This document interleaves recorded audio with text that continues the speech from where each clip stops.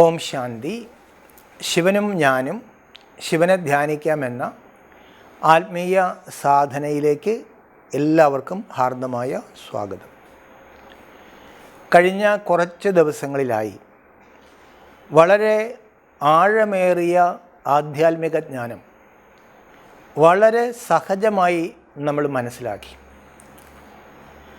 അത് എങ്ങനെ നമുക്കിത്ര സഹജമായിട്ട് നമ്മുടെ സഹോദരിമാർക്ക് പറഞ്ഞു തരാൻ സാധിച്ചു?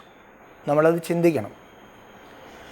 അത് ഈശ്വരൻ്റെ കഴിവ് കൊണ്ടാണ്. സർവജ്ഞനായ ഭഗവാൻ, സർവസമർത്ഥനായ ഭഗവാൻ നമുക്കൊരു വാക്ക് നൽകിയിട്ടുണ്ട്. ഞാൻ വരുമ്പോൾ ഈ ഗഹനമായ അറിവ് സാധാരണക്കാരിലേക്ക് ഏറ്റവും സഹജമായ രീതിയിൽ എത്തിച്ചു തരും. ആത്മാവ് എന്താണ്? ഇന്ന് ഏതാണ്ട് ആർക്കും തന്നെ അറിയില്ല. പക്ഷെ നമുക്ക് ലളിതമായി മനസ്സിലായി, പ്രപഞ്ചത്തിൽ രണ്ട് ഘടകങ്ങളുണ്ട്: പ്രകൃതി, പുരുഷൻ, ദേഹം, ദേഹി. ഞാൻ എന്ന് നമ്മളെല്ലാം ഇന്ന് ദേഹബോധത്തിൽ പറയുമ്പോൾ ഈശ്വരൻ നമുക്ക് ലളിതമായി പറഞ്ഞു, ദേഹം എൻ്റെയാണ്, ഞാൻ ആത്മാവാണ്. ആ ആത്മാവ് ശരീരത്തിൽ എവിടെ വസിക്കുന്നു ആർക്കും തന്നെ വ്യക്തതയില്ല. അതുകൊണ്ട് തന്നെ ധ്യാനിക്കാൻ പറ്റുന്നില്ല. നമുക്ക് വളരെ വ്യക്തമായി മനസ്സിലാക്കി തന്നു, ദേഹമാകുന്ന ക്ഷേത്രത്തിൻ്റെ ശിരോമധ്യമാകുന്ന ആ ശ്രീകോവിലിനകത്ത് അണുവിനേക്കാൾ അണുവായി ഒരു ബോധപ്രകാശം, അനശ്വരമായ ഒരു ബോധപ്രകാശം ഈ ദേഹത്തിൽ പ്രകാശിക്കുന്നു. എല്ലാ ദേഹങ്ങളിലും ഇരുന്ന് ഞാനെന്ന് പറയുന്ന സത്ത ആത്മാവാണ്. ഇന്ന് മനുഷ്യരെല്ലാവരും തന്നെ ദേഹബോധത്തിലാണ്, ശവബോധത്തിലാണ്. ചുടലയിൽ ശിവൻ വന്നു എന്നൊരു വിശ്വാസം നമുക്കുണ്ട്. ഖബറിൽ നിന്നും സൃഷ്ടിയുടെ അവസാനം അവൻ നമ്മളെ പുറത്തെടുക്കുന്ന മുസ്ലിങ്ങൾക്കൊരു വിശ്വാസമുണ്ട്. സൃഷ്ടിയുടെ അവസാനം ഭഗവാൻ വരുമെന്ന് ബൗദ്ധരും ക്രൈസ്തവരും വിശ്വസിക്കുന്നുണ്ട്. അപ്പോൾ ആ സമയത്തിൻ്റെ മനുഷ്യൻ്റെ അവസ്ഥ എന്താണ്? ഖബറിൻ്റെ, ദേഹത്തിൻ്റെ, ശവത്തിൻ്റെ ബോധത്തിലാണ് നമ്മൾ. ഭഗവാൻ വന്നിട്ട് ഒരു വള്ളിയിട്ട് തരാണ്, ശിവബോധത്തിലേക്ക് നമ്മൾ കൊണ്ടുവരാണ്. നീ ദേഹമല്ല, നീ ആത്മാവാണ്. ആ ഒരു ബോധത്തിലേക്ക് നമ്മൾ നോക്കുമ്പോൾ ഈ ഭൂമിയിൽ ജീവിക്കുന്ന സകലരും അനശ്വര ആത്മസ്വരൂപികളാണ്. ഇന്ന് ലോകത്ത് നമുക്കറിയാം, ബന്ധങ്ങളില്ല. മനുഷ്യബന്ധങ്ങളെല്ലാം ശിഥിലമായി പോയി. രാജ്യങ്ങൾ തമ്മിൽ, മതങ്ങൾ തമ്മിൽ, കുടുംബങ്ങൾക്ക് അകത്ത് മനുഷ്യൻ ഇന്ന് പൂർണ്ണമായും സംഘർഷത്തിലാണ്. കാരണം എന്താണ്? ബന്ധുത്വം ഇല്ല. മനുഷ്യൻ ദേഹബോധത്തിൽ നോക്കുമ്പോൾ എല്ലാവരും വേറെ വേറെയാണ്. കറുത്തവനുണ്ട്, വെളുത്തവനുണ്ട്, ചെറുപ്പക്കാരനുണ്ട്, പ്രായമുള്ളവരുണ്ട്, സ്ത്രീയുണ്ട്, പുരുഷനുണ്ട്, ആ ജാതി ഈ ജാതി, പല പല ചിന്തകൾ, ഭേദചിന്തകൾ നമ്മുടെ മനസ്സിൽ വരും. പക്ഷേ ഈ തൃക്കണ്ണ്, ജ്ഞാനത്തിൻ്റെ മൂന്നാമത്തെ കണ്ണ് തുറന്നു തന്നപ്പോൾ നമുക്ക് മനസ്സിലായി, നമ്മളെല്ലാവരും, ഈ ഭൂമിയിൽ ജീവിക്കുന്ന നമ്മളെല്ലാവരും അനശ്വര ആത്മസ്വരൂപികളാണ്. ആ ഒരു ബോധത്തിലേക്ക് വന്നപ്പോഴാണ് നമ്മുടെ അച്ഛൻ ഒന്നാണ്. അച്ഛൻ ഒന്നാണെന്ന ബോധത്തിൽ വരുമ്പോഴേ യഥാർത്ഥമായ സാഹോദര്യം വരികയുള്ളൂ. ഗോഡ് ഫാദർ യഹോവ എന്ന് ക്രൈസ്തവർ വിളിക്കുന്നു, അല്ലാഹു എന്ന് മുസ്ലിം സഹോദരങ്ങൾ വിളിക്കുന്നു. ഭാരതത്തിലെ കൃഷ്ണനും രാമനും ദേവതകളും ഋഷികളും മുനികളും എല്ലാവരും ഒരു ശിവ ജ്യോതിർലിംഗം വച്ച്, ശിവനാണ് ഏറ്റവും പരമമായ ആൾ.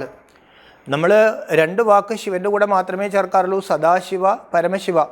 സദാ നമുക്ക് നന്മ ചെയ്തുകൊണ്ടിരിക്കുന്ന എല്ലാ ഗുണങ്ങളുടെയും ശക്തികളുടെയും ഒരു സ്രോതസ്സ് പ്രപഞ്ചത്തിലുണ്ട്. അത് വിശ്വകല്യാണകാരി ആയതുകൊണ്ട് ശിവ എന്ന് പേരിട്ടു. അത് എല്ലാ ദേവതകൾക്കും ഈ ലോകത്തിന് എല്ലാവർക്കും നാഥൻ. പതിതപാവനൻ, നരകവൈരി, പാപകടേശ്വരൻ, മുക്തേശ്വരൻ, ഗുപ്തേശ്വരൻ, വിശ്വേശ്വരൻ, പൂർണേശ്വരൻ, ഓങ്കാരേശ്വരൻ, മഹാകാലേശ്വരൻ, സോമനാഥൻ, വടക്കുനാഥൻ, ഇങ്ങനെ ഈശ്വര നാഥ എന്ന് പറഞ്ഞ് സനാതനധർമ്മ വിശ്വാസി പൂജിക്കുന്നത് ആ പരമേശ്വരനായ ഏകമായ പരമസത്തയായ ഈശ്വരനെയാണെന്ന് നമുക്കിപ്പോൾ വളരെ ലളിതമായി മനസ്സിലായി. ഈ രണ്ട് കാര്യങ്ങൾ മനസ്സിലാക്കുമ്പോൾ ഞാൻ ദേഹമല്ല, ഞാൻ ആത്മാവാണ്, ഞാൻ ഈശ്വരൻ്റെ കുട്ടിയാണ്, ഈ ഒരു ബോധത്തിൽ വരുമ്പോൾ യോഗം അല്ലെങ്കിൽ ഈശ്വരനെ ഓർമ്മിക്കുന്നത് വളരെ നമുക്ക് സഹജമായി. അതാണ് ബ്രഹ്മകുമാരീസ് വിദ്യാലയം പഠിപ്പിക്കുന്ന, ഭഗവാൻ ബ്രഹ്മാവിലൂടെ പഠിപ്പിച്ച് ഭാരതത്തിലെ സഹോദരിമാരും അമ്മമാരും ഇന്ന് ലോകം മുഴുവൻ പ്രചരിപ്പിക്കുന്ന സഹജമായ ഈ രാജയോഗം നീ ആത്മാവാണെന്ന് മനസ്സിലാക്കി പരമാത്മാവിനെ നിരന്തരം ഓർമ്മിക്കുക എന്നുള്ളതാണ്. അതോടൊപ്പം തന്നെ ഈ പ്രപഞ്ചം നമുക്ക് ത്രിലോകിനാഥ എന്ന് ഈശ്വരൻ നമ്മൾ വിളിക്കാറുണ്ട്. അതിൻ്റെ ഓർമ്മയ്ക്കായിട്ട് നമ്മൾ ശിവലിംഗത്തിൽ 3 വര വയ്ക്കാറുണ്ട്.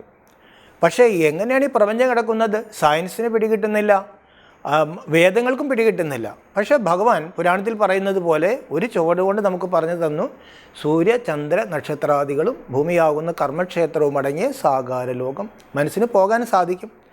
അതിനുപരിയായി സൂക്ഷ്മ പ്രകാശലോകം, അതിനുപരിയായി അനന്തമായ പരബ്രഹ്മം, പരംധാമം, പരമമായിരിക്കുന്ന പരാപ്രകൃതി എന്ന ഗീതയിലും നമ്മുടെ പുരാണങ്ങളെല്ലാം പറയുന്ന ആ ശ്രേഷ്ഠമായ പരമതത്വം, അവിടേക്കാണ് നമ്മുടെ മനസ്സ് പോകേണ്ടത്.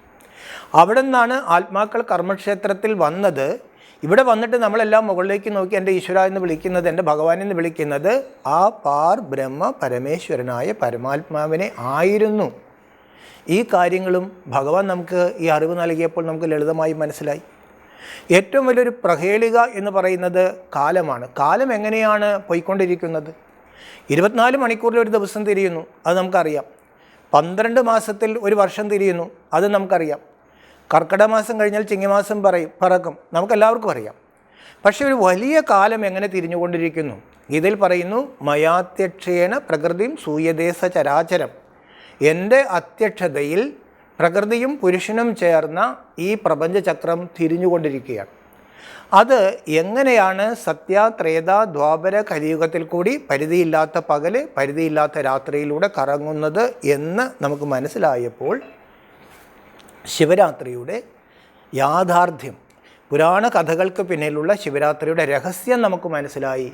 കൽപ്പത്തിൻ്റെ അവസാനം മനുഷ്യരെല്ലാവരും ദേഹബോധത്തിൻ്റെ അജ്ഞാനത്തിൻ്റെ ഇരുട്ടിൽപ്പെട്ട് വികാരങ്ങൾ നിറഞ്ഞ് കാമക്രോധാദി അസുരന്മാരകത്ത് നിറഞ്ഞ് ഭൂമി മുഴുവൻ ഒരു മഹാവിനാശത്തിൻ്റെ വക്കിലെത്തുന്ന സമയത്ത് ആ രാത്രിയിൽ സാക്ഷാൽ ഭഗവാൻ ബ്രഹ്മത്തിൽ നിന്നും വന്ന് മനുഷ്യനെ പഠിപ്പിച്ചു.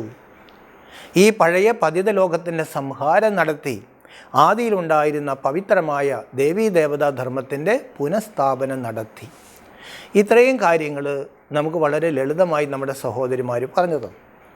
ഇന്ന് നമ്മൾ ഒരു സ്വല്പം ഗഹനമായ വിഷയത്തെക്കുറിച്ച് ചർച്ചയ്ക്ക് മുന്നിലേക്ക് വയ്ക്കുകയാണ്. ആ വാദഗതിയംഗം സ്വീകരിക്കണമെന്നില്ല. ഗീതയുടെ അവസാനം പറയുന്നുണ്ട്, ഇതിതേ ജ്ഞാനമാഖ്യാതം ഗുഹ്യാൽ ഗുഹ്യതരമയ വിമർശൈതശേഷേണ യഥേച്ഛസ്തി തഥാ ഗുരു. ഇങ്ങനെ ഭഗവാൻ പറഞ്ഞു എന്ന് വ്യാസമഹർഷി എഴുതി വെച്ചിരിക്കുകയാണല്ലോ. ഞാൻ പറയേണ്ടത് നിന്നോട് പറഞ്ഞു, നീ ചിന്തിച്ചതിന് ശേഷം നീ തീരുമാനിക്കുക. അതേപോലെ ഈശ്വരൻ നൽകുന്ന അറിവിൻ്റെ ആധാരത്തിൽ ഭാരതീയ ഇതിഹാസത്തെയും ഭഗവത്ഗീതയും, ആ ഇതിഹാസമായ മഹാഭാരതവും ഭഗവത്ഗീതയും ശിവരാത്രിയും തമ്മിലുള്ള ബന്ധത്തെക്കുറിച്ച് മനസ്സിലാക്കി നമുക്ക് അതിലൊരു തീരുമാനമെടുക്കാം. എന്തായാലും നമുക്കിതിനെല്ലാം ഇണക്കി ചേർക്കുന്ന, സ്വാമി വിവേകാനന്ദൻ്റെ ഭാഷയിൽ പറഞ്ഞാൽ പുരാണങ്ങളാവുന്ന കാട്, ആ കാട്ടിലേക്ക് പോകണ്ടെന്ന് അദ്ദേഹം പറയും.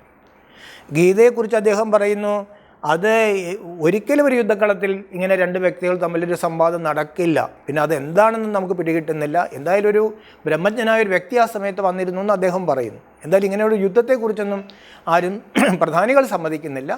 എങ്കിലും പൊതുവേ നമ്മുടെ എല്ലാം വിശ്വാസം ഈ ഗീത ഒരു യുദ്ധശാസ്ത്രം, അല്ലെങ്കിൽ ഗീത അർജുനോട് ഭഗവാൻ യുദ്ധം ചെയ്യാൻ പറഞ്ഞു. ഇങ്ങനെ നമ്മൾ മൊത്തം ഒരു ഗീത പോലും പഠിക്കാത്തൊരവസ്ഥയിലായി.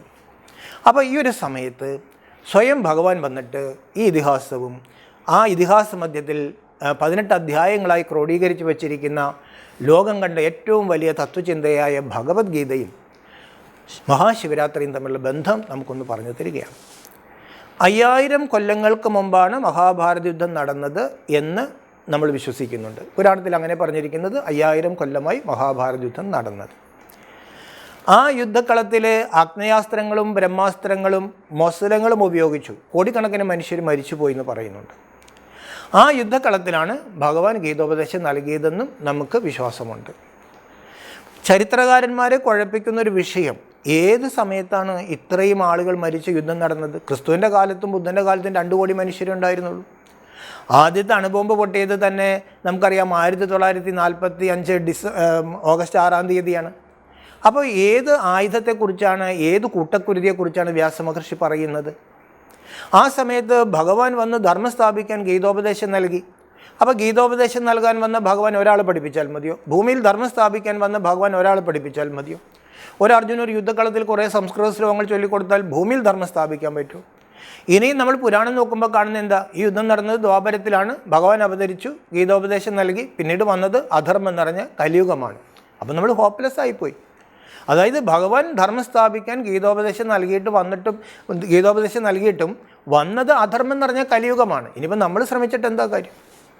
അപ്പോൾ ഇവിടെ ഈ രഹസ്യങ്ങളെല്ലാം ഭഗവാൻ നമുക്ക് പറഞ്ഞു തന്നിട്ട് പറയാണ്, നിങ്ങൾ തന്നെ സ്വയം തീരുമാനിക്കുക. ഇവിടെ ഈശ്വരൻ നമ്മളോട് പറയുകയാണ്, കാലചക്രത്തിൽ കഴിഞ്ഞ 5000 കൊല്ലങ്ങൾക്ക് മുമ്പ് കഴിഞ്ഞ കൽപ്പാവസാനത്തിലെ കലിയുഗമായിരുന്നു. അന്ന് വ്യാസമഹർഷി പറഞ്ഞ യുദ്ധം നടന്നിട്ടുണ്ട്. കഴിഞ്ഞ ഓണക്കാലത്ത് നമ്മൾ പറയില്ല, കഴിഞ്ഞ ഓണക്കാലത്ത് ഞങ്ങൾ ഇവിടെയാണ് എല്ലാവരും കൂടി ഒരുമിച്ച് കൂടിയത്, ഊഞ്ഞാലിട്ടാടി ആഹാരമൊക്കെ ഉണ്ടാക്കി നല്ല ഓണസദ്യയായിരുന്നു എന്ന് പറയില്ലേ? അതേപോലെ ഭഗവാൻ പറയാണ്, കഴിഞ്ഞ കലിയുഗത്തിൻ്റെ അവസാനം 5000 കൊല്ലങ്ങൾക്ക് മുമ്പ് ഇപ്പോൾ നമ്മൾ ജീവിക്കുന്ന അധർമ്മം നിറഞ്ഞ മുന്നോട്ട് പോകാൻ പറ്റാത്ത ഒരു പ്രതിസന്ധിയുടെ കാലമായിരുന്നു. അത് എവരി 5000 ഇയേഴ്സിൽ ഈ ചക്രം ഇങ്ങനെ തിരിഞ്ഞുകൊണ്ടിരിക്കുകയാണ്. അതിൽ കഴിഞ്ഞ കലിയുഗത്തിൻ്റെ അവസാനം. ആ സമയത്ത് ഭഗവാൻ അവതരിച്ചു.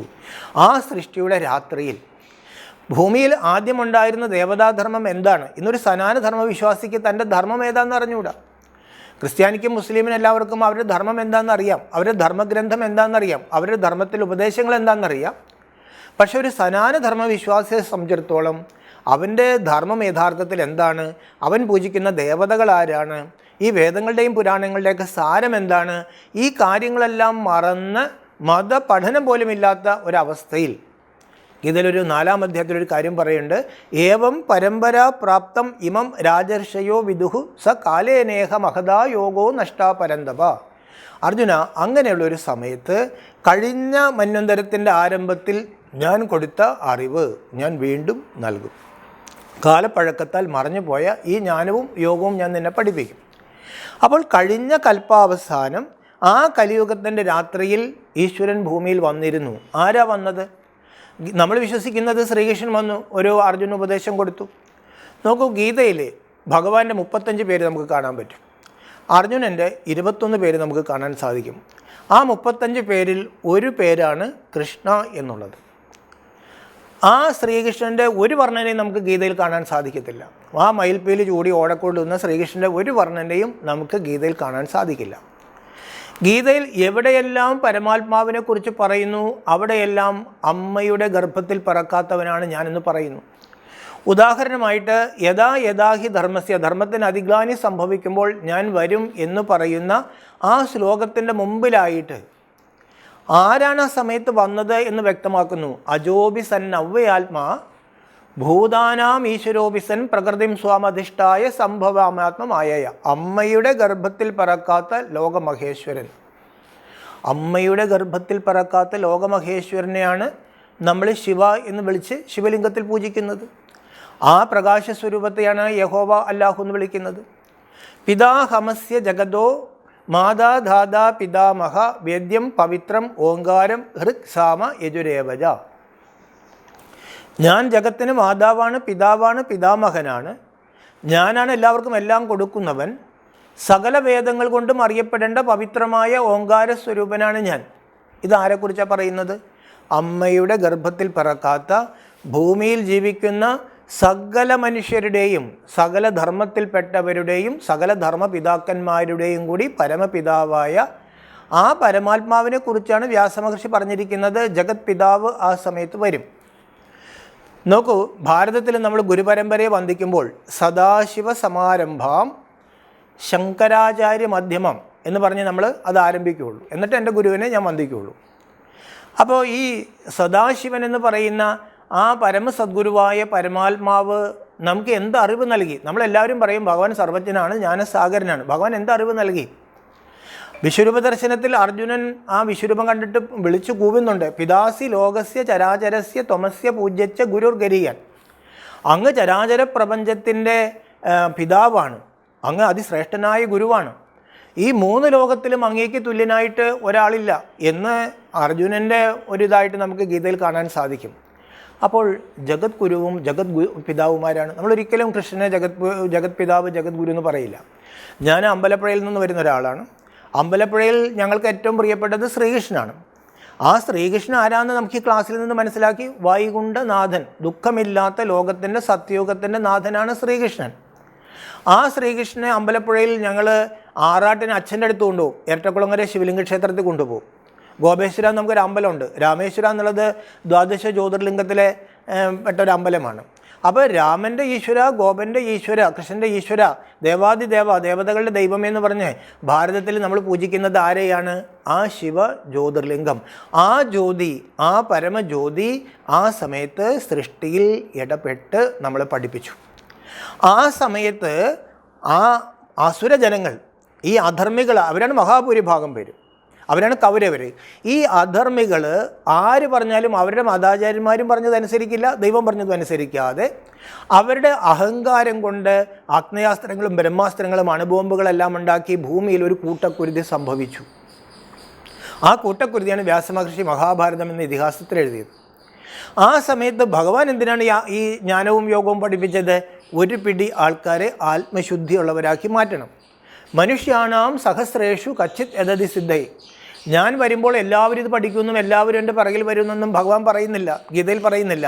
ഒരു പിടി ആൾക്കാർ, ആ ഒരു പിടി ആൾക്കാരാണ് നമ്മൾ.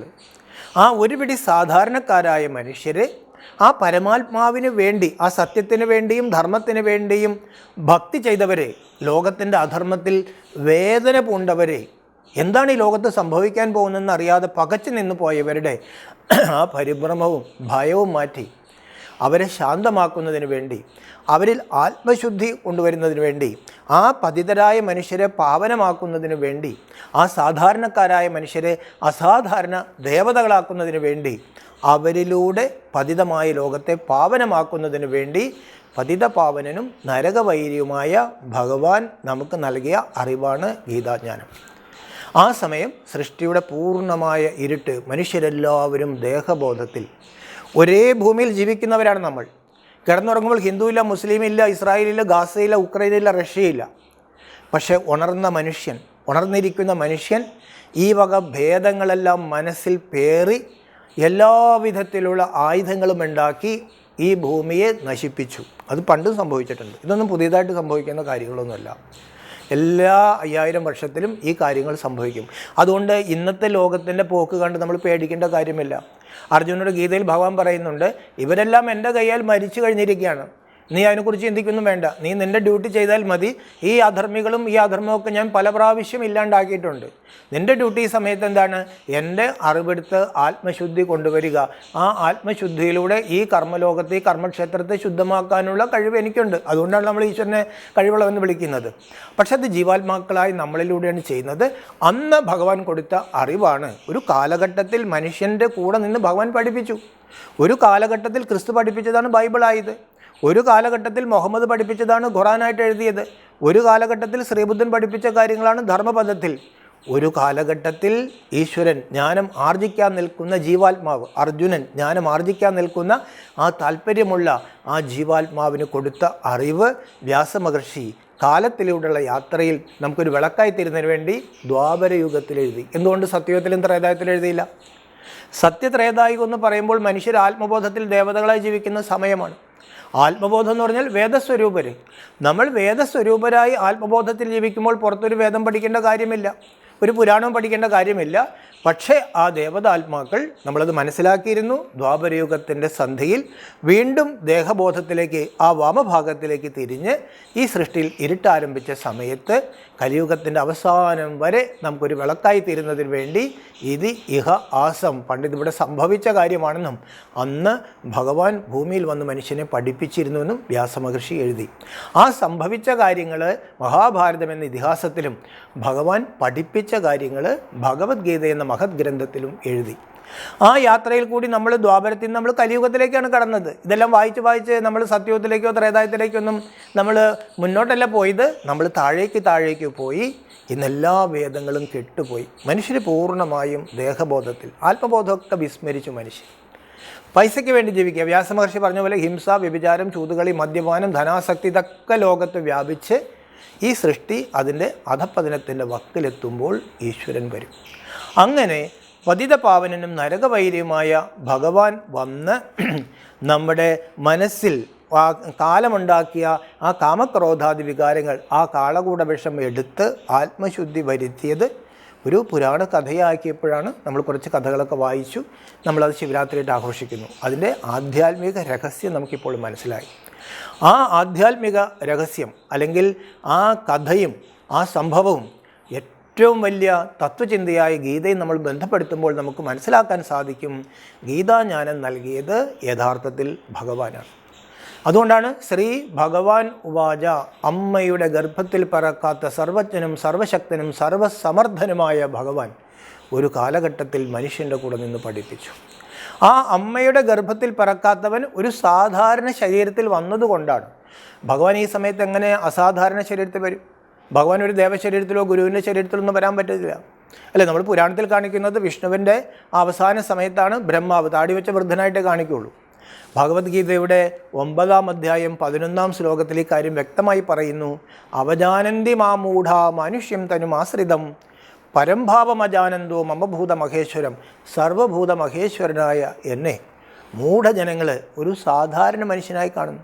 നമുക്ക് ഇതുവരെ ക്ലാസ് എടുത്ത് തന്ന ബ്രഹ്മകുമാരി സഹോദരിമാർ അവർ സാധാരണക്കാരാണ്. ഈ ബ്രഹ്മകുമാരീസിൻ്റെ അറിവതല്ല, ഇത് ബ്രഹ്മാവിൻ്റെയും അറിവല്ല.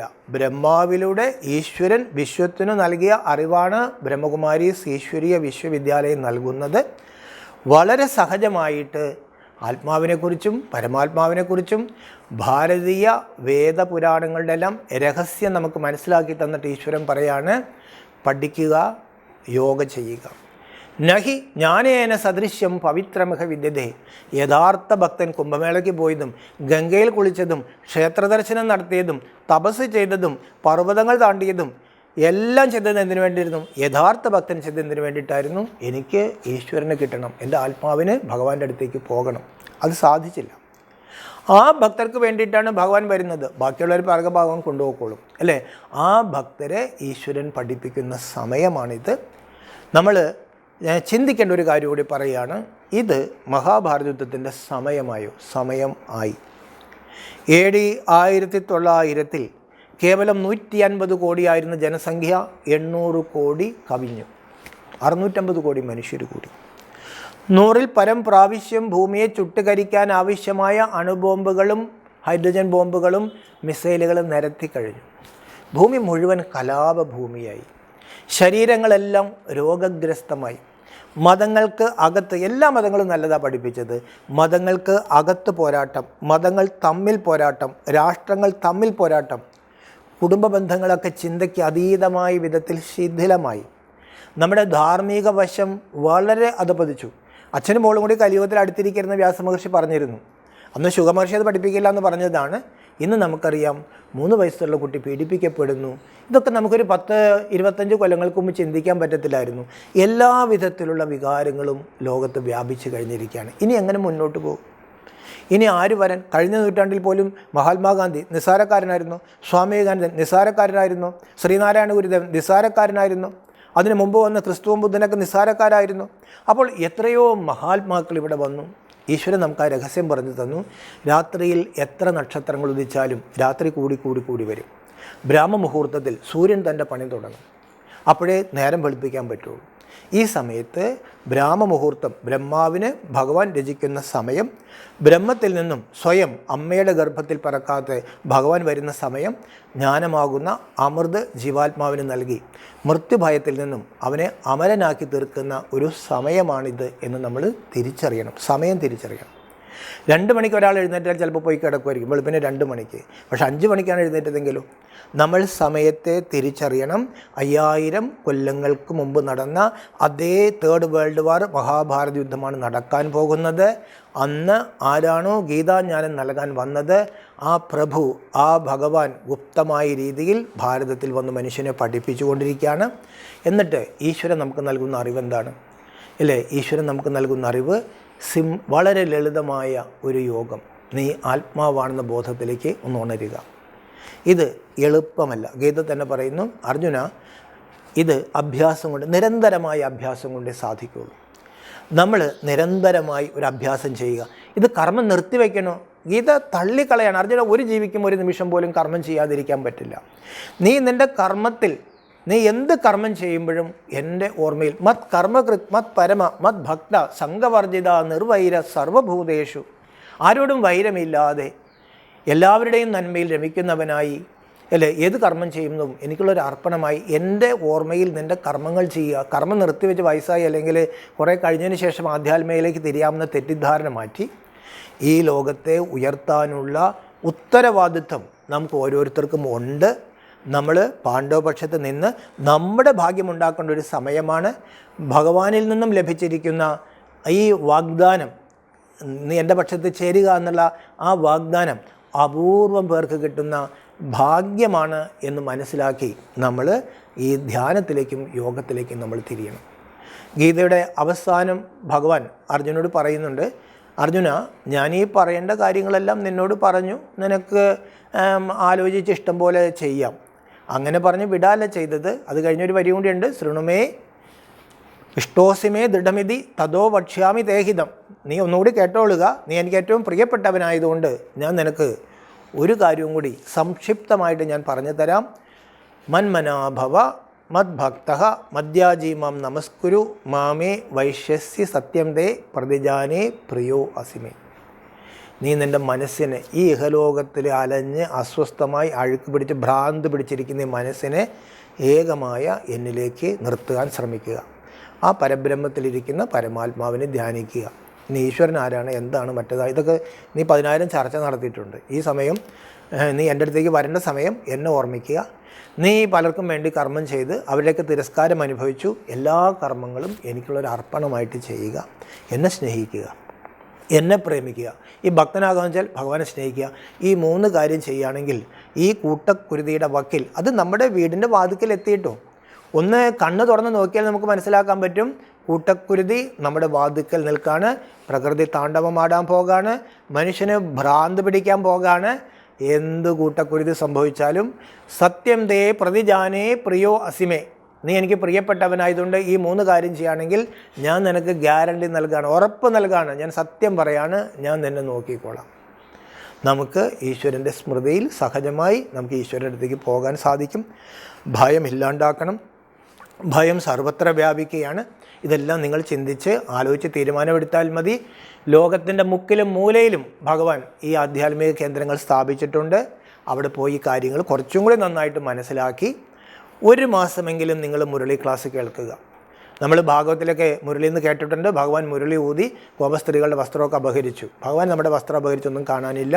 ഈ ദേഹമാകുന്ന, നമ്മൾ ആത്മാവിനെ ബന്ധിച്ച് ശ്വാസം മുട്ടിക്കുന്ന ഈ ദേഹമാകുന്ന ആ വസ്ത്രത്തെ അപഹരിക്കുന്നതിന് വേണ്ടി ദിവസവും ഈ ആത്മീയ പാഠങ്ങൾ, ഒരു ഓടക്കുഴൽ പോലെ, ഒരു കോംപ്ലിക്കേറ്റഡ് ആയിട്ടുള്ളൊരു വാദ്യോപകരണമല്ല ഓടക്കുഴൽ, വളരെ ആകർഷണീയവുമാണ്. ഈ സകല വേദങ്ങളുടെയും രഹസ്യങ്ങൾ നിത്യേന വളരെ ലളിതമായി സ്വയം ഭഗവാൻ തന്നെ മധുരമായി എൻ്റെ കുട്ടികളെ, എൻ്റെ ആത്മസ്വരൂപികളെ എന്ന് പറഞ്ഞ് നമ്മൾ പഠിപ്പിക്കുന്ന ആ പാഠങ്ങൾ 1 മാസം ദിവസം 1 മണിക്കൂർ വീതം സെൻറ്ററുകളിൽ പോയി കേട്ട്, എന്നിട്ട് നിങ്ങൾക്ക് വിശ്വാസം വരുന്നില്ലെങ്കിൽ വിട്ടുകളയുക. പക്ഷേ നമുക്ക് കിട്ടുന്നത് ഭഗവാനെ ആയിരിക്കും. അതുകൊണ്ട് 1 മാസം 1 മണിക്കൂർ നമ്മൾ കാര്യങ്ങളുടെ സമയത്തിൻ്റെ ഗൗരവം മനസ്സിലാക്കിയിട്ട് അതിനുവേണ്ടി ചെലവഴിക്കുക. 23 മണിക്കൂർ നമ്മുടെ ലൗകിക കാര്യങ്ങൾക്ക് വേണ്ടി കൊടുക്കുക. ഇതാണ് ഈ സമയത്ത് ബ്രഹ്മകുമാരീസ് ഈശ്വരീയ വിശ്വവിദ്യാലയവും ഭഗവാനും ഞങ്ങളെല്ലാവരും ഞങ്ങളുടെ ആത്മസഹോദരങ്ങളോട് പറയുന്നത്. ഇനി നമുക്ക് എന്നത്തെ പോലെ നമുക്കൊരു കുറച്ച് സമയം നമ്മുടെ മനസ്സിനെ ഒന്ന് ഏകാഗ്രമാക്കാനായിട്ട് നമുക്ക് ധ്യാനിക്കാം.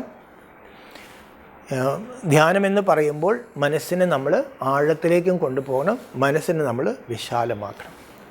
മനസ്സ് ചുരുങ്ങിപ്പോയിപ്പോൾ ഈ മനസ്സിൻ്റെ ചുരുക്കമാണ് നമ്മുടെ എല്ലാ ശ്വാസം മുട്ടിനും കാരണം. ഈ മനസ്സിനെ നമ്മൾ പ്രപഞ്ചത്തോളം നമുക്ക് വലുതാക്കാൻ പറ്റും. കാരണം മനസ്സ് ഈ പ്രപഞ്ചം നമ്മുടെ മനസ്സിലുണ്ട്. ആ മനസ്സിനെ നമുക്ക് എന്തിനാണ് ഈശ്വരൻ 3 ലോകത്തിൻ്റെയും ബ്രഹ്മലോകത്തിൻ്റെ അറിവ് നൽകുന്നത്? മനസ്സിനെ നമ്മുടെ വീട്, 2-3 ബന്ധുക്കൾ, അതിനെക്കുറിച്ചുള്ള ചിന്തകൾ അതിൽ നിന്നൊന്ന് പുറത്തേക്ക് കൊണ്ടുപോയി നമ്മൾ ഭൂമി, ഈ ലോകം അല്ലെ ഈ സാകാര ലോകം, പ്രകാശലോകം, അതിനപ്പുറം ആ പരബ്രഹ്മത്തിൻ്റെ ലോകത്തിലേക്ക് കൊണ്ടുപോയി ആ പരമാത്മാവിനെ ധ്യാനിക്കുന്നതാണ് യഥാർത്ഥത്തിൽ നമ്മൾ ധ്യാനമെന്ന് പറയുന്നത്. അത് ഈ പറഞ്ഞതുപോലെ നമ്മളൊന്ന് നിരന്തരമായിട്ട് നമ്മൾ അഭ്യസിക്കണം. ആ അഭ്യാസത്തിന് നമുക്ക് ബലം നൽകുന്നതാണ് യഥാർത്ഥത്തിൽ നമ്മുടെ ഈ മുരളി ക്ലാസ്, നിത്യേനയുള്ള ക്ലാസ്സുകളെന്ന് പറയുന്നത്. അപ്പോൾ ഇപ്പം നമുക്ക് സ്വല്പസമയം ധ്യാനിക്കാം. ഈ ധ്യാനിക്കുക എന്ന് പറയുമ്പോൾ അത് ജപത്തിൽ നിന്ന് വ്യത്യസ്തമാണ്. സാധാരണഗതിയിൽ നമ്മൾ നമഃശിവായ നമഃശിവായ നമഃശിവായം ജപിക്കും. ഇവിടെ ഈശ്വരൻ പറയും, നിങ്ങൾ അച്ഛൻ്റെ പേര് ജപിക്കേണ്ട കാര്യമില്ല, അച്ഛനെ ഓർമ്മിക്കണം, അച്ഛനെ സ്പർശിക്കണം. നമ്മുടെ മനസ്സുകൊണ്ട് പരമാത്മാവിനെ സ്പർശിക്കുമ്പോൾ ആ ഗുണങ്ങൾ, ആ കരണ്ട് നമ്മളിലേക്ക് വരും. നമ്മളൊന്നും അറിയാണ്ട് കുറേ നേരം നമ്മൾ കൃഷ്ണ കൃഷ്ണ കൃഷ്ണ കൃഷ്ണ ഹരേ രാമ രാമ രാമ ഹരേ ഹരേ ഹരേ കൃഷ്ണ കൃഷ്ണ കൃഷ്ണ ഹരേ ഹരേ നമഃശിവായ പല ഭാഗത്തേക്ക് മനസ്സ് പോകാണ്. കൃഷ്ണൻ ആരാണ്, രാമൻ ആരാണ്, രാമേശ്വരൻ ആരാണ്, ഗോപേശ്വരൻ ആരാണെന്ന് മനസ്സിലാക്കിയിട്ട് ആ പരമാത്മാവിനെ നമ്മൾ ധ്യാനിക്കുമ്പോൾ മനസ്സ് ഏകാഗ്രമാകും, മനസ്സ് വിശാലമാകും, മനസ്സ് ശുദ്ധമാകും. മനസ്സ് ശുദ്ധമാകുമ്പോൾ ശക്തമാകും. അപ്പോൾ ജീവിതത്തിൽ വരുന്ന പ്രശ്നങ്ങൾ ചെറുതാകും. അപ്പോൾ നമുക്കിപ്പോൾ ഒരു സ്വല്പസമയം ഞാൻ ഈ പറയുന്നത് പോലെ മനസ്സിനെ ഒന്ന് ഏകാഗ്രമാക്കാനായിട്ട് ശ്രമിക്കുക. നിവർന്നിരിക്കുക. നിങ്ങൾക്ക് കണ്ണ് തുറന്നിരിക്കാം, കണ്ണ് അടച്ചിരിക്കാം. കണ്ണടയ്ക്കുന്നത് അപരാധമല്ല. പക്ഷേ നമ്മൾ കണ്ണ് തുറന്നിരിക്കാൻ പറയുന്നത് കണ്ണ് തുറന്ന് നമുക്ക് കർമ്മം ചെയ്യാൻ പറ്റുള്ളൂ. നമുക്ക് ഈശ്വരനെ ഓർമ്മിക്കണമെങ്കിൽ കണ്ണടച്ചേ മതിയാവുമെന്ന് വന്നാൽ നമുക്ക് കർമ്മം ചെയ്യാൻ ബുദ്ധിമുട്ടായിരിക്കും. എന്തായാലും കണ്ണടച്ച് നമുക്ക് ഏകാഗ്രത കിട്ടുന്നുണ്ടെങ്കിൽ അങ്ങനെ നമ്മൾ ചെയ്യുക. ഞാൻ ഈ പറയുന്നത് പോലെ നമ്മുടെ മനസ്സിനെ ഒന്ന് വിശാലമാക്കി ഈശ്വരയിലേക്ക് കൊണ്ടുപോവുക. ഓം ശാന്തി. ഓം ശാന്തി.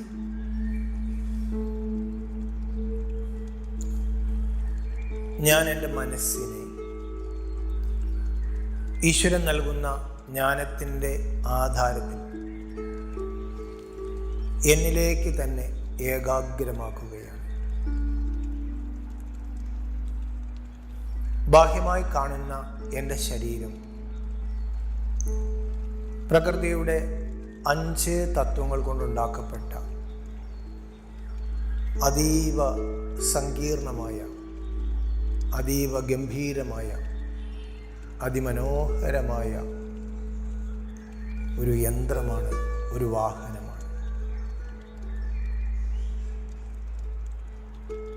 എന്നാൽ ഈ ശരീരം നാളെ ഒരു പിടി ചാരമായി മാറും.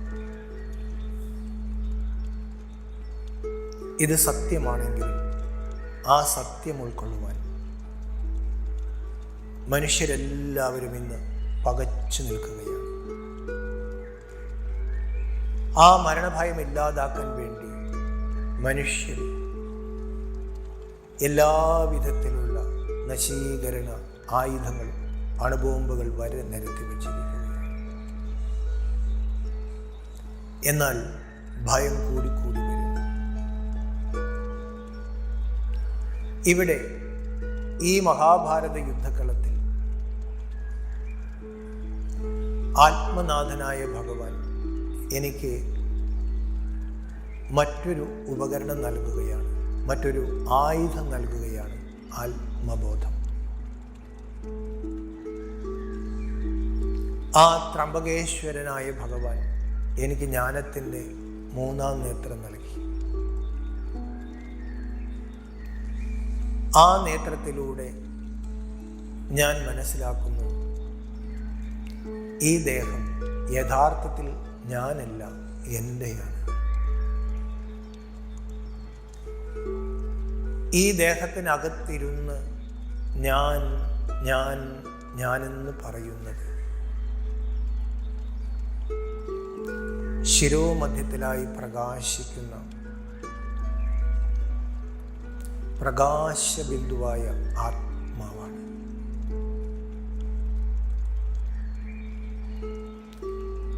ഞാൻ എൻ്റെ മനസ്സിനെ ഈശ്വരൻ തുറന്നു തന്ന ആ 3-ാം കണ്ണിലേക്ക്, ആത്മനേത്രത്തിലേക്ക് തിരിക്കുകയാണ്. ഞാൻ എന്ന സത്ത അനശ്വരമായ, അവിനാശിയായ ആത്മാവാണ്.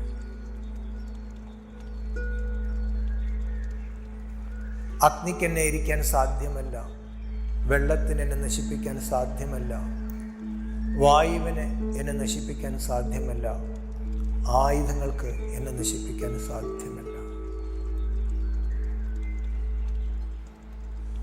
ഞാൻ അനശ്വരനായ എന്നുമുണ്ടായിരുന്ന എന്നുമുണ്ടായിരിക്കുന്ന ആത്മാവാണ്. ഭൂമിയാകുന്ന ഈ കർമ്മക്ഷേത്രത്തിൽ, ഈ കളിക്കളത്തിൽ ആത്മാവായ ഞാൻ എത്രയോ ദേഹങ്ങൾ മാറി മാറി മാറി ധരിച്ചു.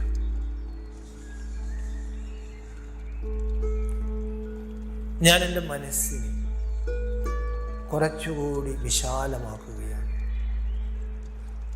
എൻ്റെ മനസ്സിൻ്റെ അത്ഭുത സിദ്ധികൾ ഞാൻ കാണുകയാണ്. യഥാർത്ഥത്തിൽ ഈ ലോകത്തുള്ള എല്ലാവരും എൻ്റെ മനസ്സിലുണ്ട്.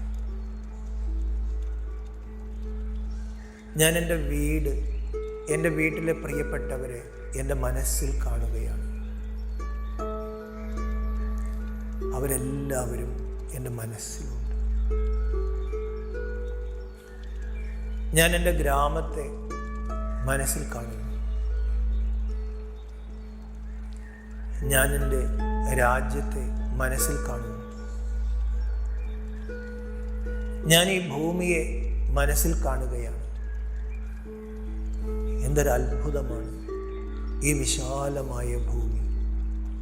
എനിക്കെൻ്റെ മനസ്സിൽ കാണാൻ സാധിക്കും. ഞാൻ ഈ ഭൂമിയുടെ സൗന്ദര്യത്തെ ഒന്ന് നുകരുകയാണ്. സാഗരങ്ങളും പുഴകളും പൂക്കളും മലകളും മരുഭൂമികളും പർവ്വതങ്ങളും വയലേലകളും നിറഞ്ഞ അനേക സസ്യലതാദികളും അനേക തരത്തിലുള്ള പൂക്കളും ജീവജാലങ്ങളും നിറഞ്ഞ അതിഗംഭീരമായ അതിമനോഹരമായ ഭൂമി.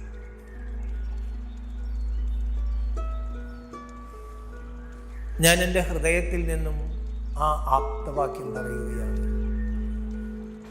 ലോകാ സമസ്താ സുഖിനോ ഭവന്തു. ഈ ലോകത്തിലുള്ള എല്ലാവർക്കും സുഖമുണ്ടാകണം, സമാധാനമുണ്ടാകണം. യഥാർത്ഥത്തിൽ ഈശ്വരൻ, എൻ്റെ അച്ഛൻ, 3 ലോകത്തിൻ്റെയും നാഥനാണ്. ഞാൻ എൻ്റെ മനസ്സിനെ 3 ലോകങ്ങളിലൂടെ യാത്ര ചെയ്യിപ്പിക്കുകയാണ്. അനന്തമായ നീലാകാശം, സൂര്യൻ, ചന്ദ്രൻ, താരാഗണങ്ങൾ, അണ്ഡകടാഹക്കോടികൾ. എന്തൊരു അത്ഭുതമാണ് ഈ പ്രപഞ്ചം.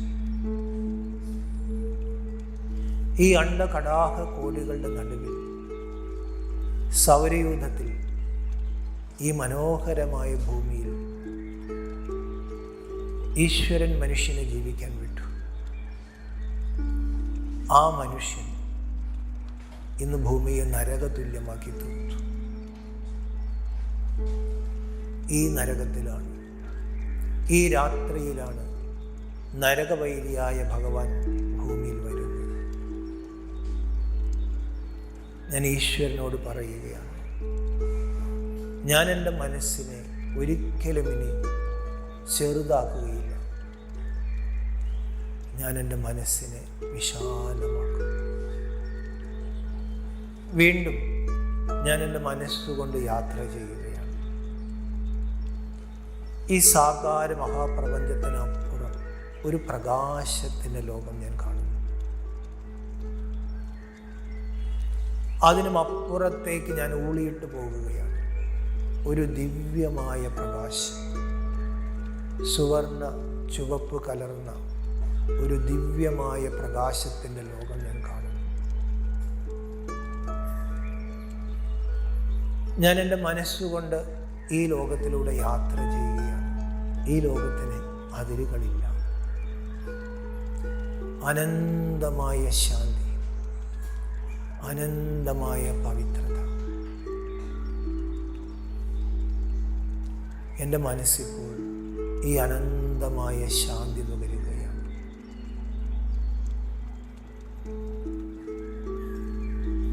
ഈ അനന്തമായ ബ്രഹ്മാകാശത്തിൽ ജ്ഞാനസൂര്യനായ പരമാത്മാവ് പ്രകാശിക്കുന്നത് ഞാൻ കാണുന്നു. അതിസൂക്ഷ്മമെങ്കിലും അതിതേജോമയമായ ആ പ്രകാശം സകല ആത്മജ്യോതികളുടെയും നാഥനാണ്. സഹസ്രനാമങ്ങളിൽ സകല മനുഷ്യരും വിളിച്ചാരാധിച്ചത് ഈ പ്രകാശത്തെയാണ്. ഞാൻ എൻ്റെ ജ്ഞാനയുക്തമായ ബുദ്ധിയിൽ, മനസ്സിൽ ആ പ്രകാശത്തെ കാണും. ആ പ്രകാശത്തിൽ നിന്നും സ്നേഹവും ശാന്തിയും പവിത്രതയും എൻ്റെ ആത്മാവിൽ നിറച്ച് അതീവ തൃപ്തനായി ഞാൻ എൻ്റെ മനസ്സിനെ താഴേക്ക് കൊണ്ടുവരും. അനന്തമായ ബ്രഹ്മാകാശം താണ്ടി സൂക്ഷ്മപ്രകാശ ലോകത്തിലൂടെ കടന്ന് അണ്ഡകടാഹ കോടികളിലൂടെ യാത്ര ചെയ്ത് ഭൂമിയാകുന്ന ഈ കർമ്മക്ഷേത്രത്തിൽ ദേഹമാകുന്ന ക്ഷേത്രത്തിനകത്തേക്ക് ഞാൻ പ്രവേശിക്കുകയാണ്. ഞാനിപ്പോൾ ശിരോമധ്യത്തിലായി പ്രകാശിക്കുന്ന ആത്മാവാണ്. ആത്മാവൊരു പ്രകാശ ബിന്ദുവാണെങ്കിലും ഈ 3 ലോകങ്ങളും ആത്മാവിലുണ്ട് എന്നെനിക്ക് മനസ്സിലായി. ഗുണങ്ങളിലും ശക്തികളിലും ഈ ബിന്ദു സാഗര സദൃശ്യമാണ്. ഞാൻ യഥാർത്ഥത്തിൽ ത്രിലോകീനാഥനായ ഭഗവാന്റെ കുട്ടിയാണ്. ഞാൻ ഈശ്വരൻ്റെ കുട്ടിയാണ്. ഞാൻ ഈശ്വരൻ്റെ കുട്ടിയാണ്. ഞാൻ നിർഭയനാണ്. ഈ ലോകത്തിലുള്ള സകലരും എൻ്റെ സ്വന്തത്തിലും സ്വന്തമാണ്. എല്ലാവർക്കും സുഖവും ശാന്തിയും സന്തോഷവും ഉണ്ടാകണം. ഞാൻ എൻ്റെ മനസ്സിൽ ഒരു ദൃഢസങ്കല്പം എടുക്കുകയാണ്. ഈ ഭൂമിയുടെ, ഈ ലോകത്തിൽ ജീവിക്കുന്ന മനുഷ്യരുടെ ദുഃഖത്തിന് കാരണമായ യാതൊന്നും എൻ്റെ മനസ്സിലുണ്ടാവില്ല. എൻ്റെ ചിന്തയിലും എൻ്റെ വാക്കിലും എൻ്റെ കർമ്മത്തിലും ഉണ്ടാവില്ല. എൻ്റെ മനസ്സിപ്പോൾ ശാന്തമാണ്. എൻ്റെ മനസ്സിപ്പോൾ ശാന്തമാണ്. ഓം ശാന്തി ശാന്തി ശാന്തി.